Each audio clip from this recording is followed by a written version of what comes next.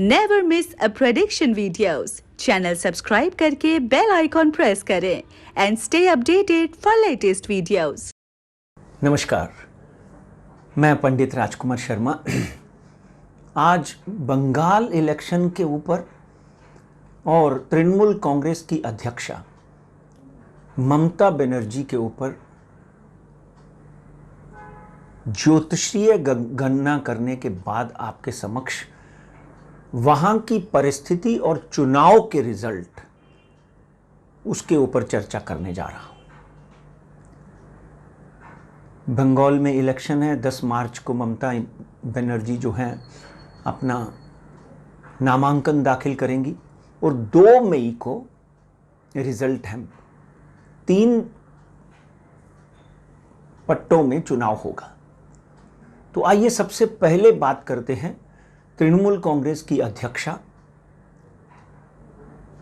ममता बनर्जी के ऊपर, जिनको लोग प्यार से दीदी भी कहते हैं। तो ममता बनर्जी की जब हम कुंडली का अध्ययन करते हैं तो उनकी डेट ऑफ बर्थ है 5 जनवरी 1955। जब हम 5 जनवरी की बात करते हैं तो अगर हम सन साइन की बात करें तो उनका सन साइन कैप्रिकॉर्न है। कैप्रिकॉर्न मतलब 19 दिसंबर से लेकर 19 जनवरी तक अगर हम कुछ कुंडलियों की बात करें, कुछ महान हस्तियों की बात करें, तो उनमें से आते हैं धीरूभाई अंबानी, सलमान खान, जीसस क्राइस्ट, रतन टाटा और अटल बिहारी वाजपेयी। ये कुछ दिग्गज नाम हैं। कैप्रिकॉर्न में राशि में, सूर्य की राशि कैप्रिकॉर्न में पैदा होने वाले जितने भी जातक हैं वो generally very very self made, self discipline और जीरो से हीरो बनने की उनकी कहानी आपको सुनने को मिलेगी।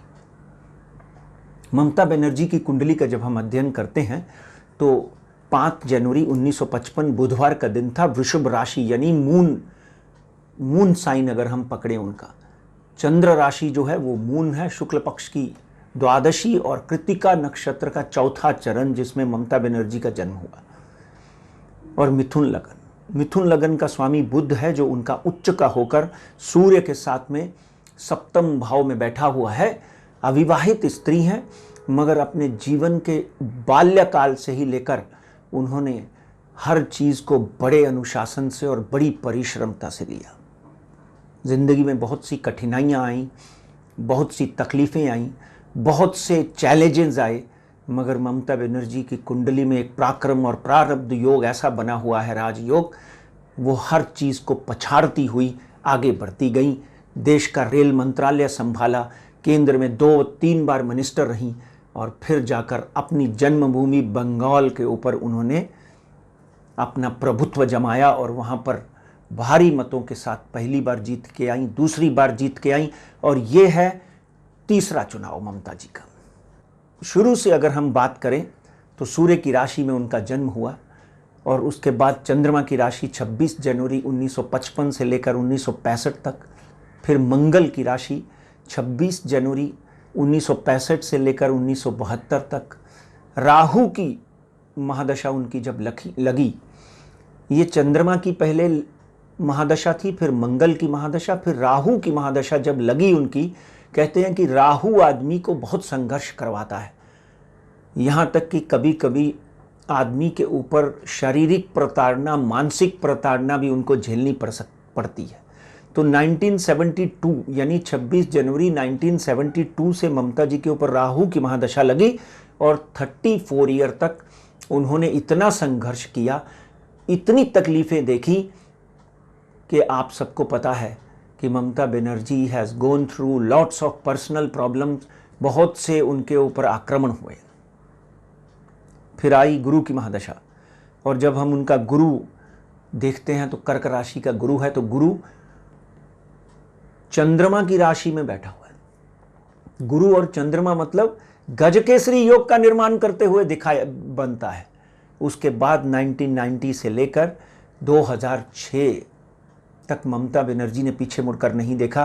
तृणमूल कांग्रेस का गठन किया, उनके पिताजी के माध्यम से, उनके पिता और भाइयों के माध्यम से उन्होंने तृणमूल कांग्रेस का गठन किया और एक बड़ी सफलता 2006 तक तृणमूल कांग्रेस को मिली। यहाँ से उनके मेंबर ऑफ पार्लियामेंट, खुद मेंबर ऑफ पार्लियामेंट बनकर केंद्र में गई, और उसके बाद उनके जीवन में आप देखेंगे तो उनका ग्राफ लगातार बढ़ते बढ़ते बढ़ते बढ़ते बढ़ते गया।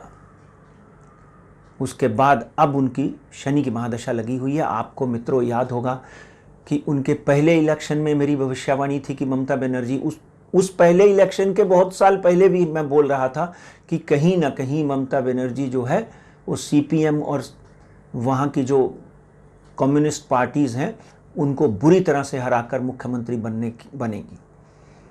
वो 2 बार मुख्यमंत्री बनी, अब तीसरी बार मुख्यमंत्री बनती है कि नहीं, देखते हैं उनकी ग्रह दशा।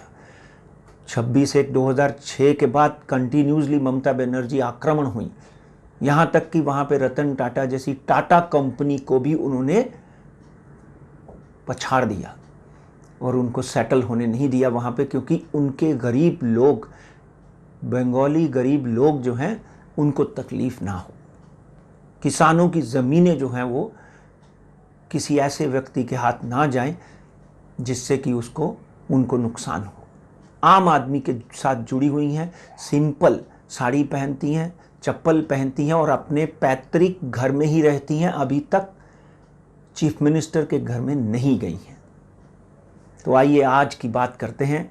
आज 6 मार्च 2021 को हम ममता जी की कुंडली का पूरी तरह से विश्लेषण कर रहे हैं, और इस पूरी तरह के विश्लेषण में इस वक्त उनकी कुंडली में शनि की महादशा में राहु की अंतर्दशा लगी हुई है। आपको याद होगा कि मैंने बोला कि राहु की महादशा में ही उन्होंने संघर्ष किया और 1990 तक उन्होंने एक नई दिशा पकड़ ली। उनको आगे आने वाले दिनों में तरक्की मिलनी शुरू हो गई, और 60 साल की आयु के बाद राहु जो है वो आपको सिर्फ और सिर्फ सकारात्मक रिजल्ट देता है, पॉजिटिव रिजल्ट देता है। इसलिए ममता बनर्जी की कुंडली का जब हम अध्ययन करते हैं और उनकी स्ट्रैटेजी की बात करते हैं, राहु और शनि का राहु छाया ग्रह है, जिससे साफ प्रतीत होता है कि ममता बनर्जी चाहे अपनी पूरी सीटों के ऊपर ना जीत पाएं, मगर डेफिनेटली जीत का सेहरा जो है ममता बनर्जी की तरफ जाता हुआ दिखाई देता है। कुंडली में साफ साफ प्रमाण दिखते हैं कि ममता बनर्जी जो है तीसरी बार फिर बंगाल की मुख्यमंत्री बनने जा रही है। बंगाल में 8 चरणों में इलेक्शन है, जो कि 27 मार्च 2021 से शुरू हो जाएंगे और 29 अप्रैल तक ये इलेक्शन चलेंगे। और अब हम वहाँ पे सीटों की बात करें तो वहाँ पे 294 सीट्स का हाउस है, और वहाँ पे 294 एमएलएज हैं, और उस एमएलएज में कहीं ना कहीं सीपीएम है, कांग्रेस है, तृणमूल कांग्रेस है, भारतीय जनता पार्टी है। तो सबका समावेश मिलाते हुए अगर हम देखते हैं तो ममता बनर्जी जो है उनको डेफिनेटली यहाँ पर 180 to 190 सीट्स मिलती हुई दिखाई देती है, और भारतीय जनता पार्टी जो है वहाँ पर डेफिनेटली 50 से 72 सीट्स लेकर जाती हुई दिखाई देती हैं। मगर यहाँ पर अन्य पार्टियाँ जो हैं वो भी ममता बनर्जी को कहीं ना कहीं बाहर से सपोर्ट करती हुई दिखाई देती हैं। अगर कहीं थोड़ी बहुत कमी रह भी जाती है तो ममता बनर्जी को तृणमूल कांग्रेस को दूसरी पार्टियां जो हैं वो समर्थन दे सकती हैं, और 2 मई को तृणमूल कांग्रेस पुनः तीसरी बार वहां पे अपनी जीत का झंडा गाड़ सकती है। इसी के साथ फिर ममता जी की कुंडली का अध्ययन करेंगे जब जीत के आएंगी, क्योंकि आगे आने वाले दिनों में 2025 के बाद उनकी बुध की महादशा लगी हुई है, और शनि उनका 26/1/2025 तक है। इसलिए तोड़ जोड़ कर नहीं, भारतीय जनता पार्टी को वहाँ पर इस वक्त 3 एमएलए हैं। आगे आने वाले दिनों में ये दिनों पॉसिबल ही है कि उनकी संख्या में भारी बढ़ोतरी हो, क्योंकि मिथुन चक्रवर्ती और सौरभ गांगुली भी बीजेपी ज्वाइन कर रहे हैं, और ममता दीदी के बहुत से लोग ऐसे हैं जो बीजेपी ज्वाइन कर चुके हैं। भारतीय जनता पार्टी वहाँ पे साम दाम दंड एड़ी चोटी का जोर लगा रही है, मगर ममता बनर्जी को तो कहीं ना कहीं संघर्ष से जूझने की आदत है, और ग्रह भी उनका साथ दे रहे हैं।